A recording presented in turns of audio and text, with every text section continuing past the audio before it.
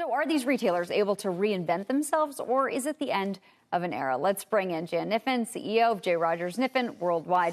Jan, thank you so much for joining us here today. I do find this fascinating. And for those that don't follow retail's ins and outs as closely perhaps as you and I might, explain to us why a retailer like Macy's, if they are seeing their sales fall and go more online, don't just close their stores altogether, or at least in kind with the sales increases that they're seeing online. Why do you need stores at all? That's one of the best questions.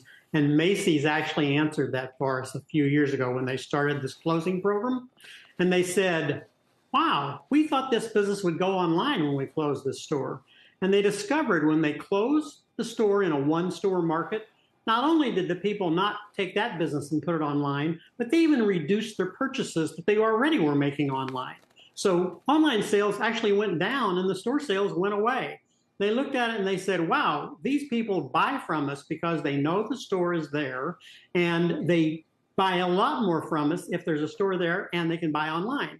And so when they looked at it, they said, we better be very careful about what store we decide to close. So they sort of have to evaluate the store now and say, if we close it and we lose online business, maybe we should just keep it open, even if it's not doing that well. But an even better solution is, instead of sitting there with that 165,000 square foot store, maybe we could just build a 35,000 square foot store, keep all the online business, have a cheaper store to operate, newer, fresher, make it more fun for the customer, smaller staffing, but still accomplish all the things they need to keep that online business. So you can see them doing that right now. They're already moving to build that smaller store and drive the online business with that smaller store. And not just Macy's, of course. Kohl's is talking about doing this too. Nordstrom, we know, has locations actually without any inventory at all that are more like service locations. It seems to be working for them in the way that they have this flywheel approach, I guess. So when you start to hear about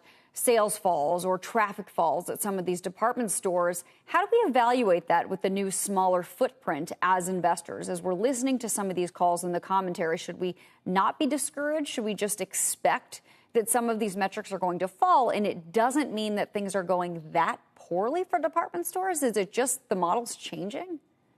Well, remember, the model's been changing for a long time. When I got in the business before you were born, our stores were 600,000 square feet, and they were in downtown locations, and there were 3 of them downtown in most big cities. And sometimes there were even more than that.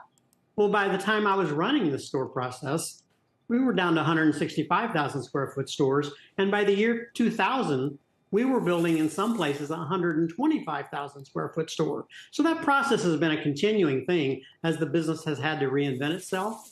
And now with Macy's probably has 40% of its sales online.